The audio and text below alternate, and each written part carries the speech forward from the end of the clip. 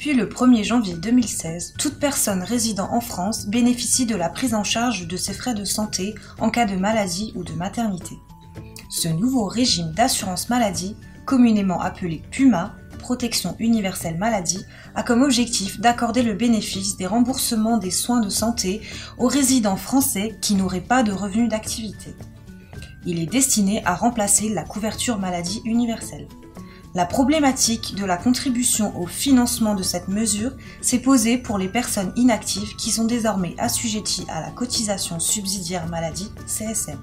Ainsi, les assurés dont les revenus tirés d'activités professionnelles sont inférieurs à 3 973 € en 2018 et dont les revenus du capital sont supérieurs à 9 933 € sont redevables d'une cotisation maladie égale à 8% de leurs revenus du capital ou du patrimoine, et ce, après application d'un abattement de 25% du plafond annuel de la sécurité sociale, soit 9 807 €.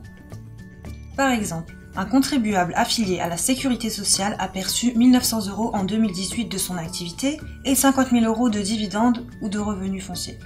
Ce dernier devra payer une cotisation de 3 215 €. Cette cotisation est appelée le dernier jour de novembre de l'année suivante.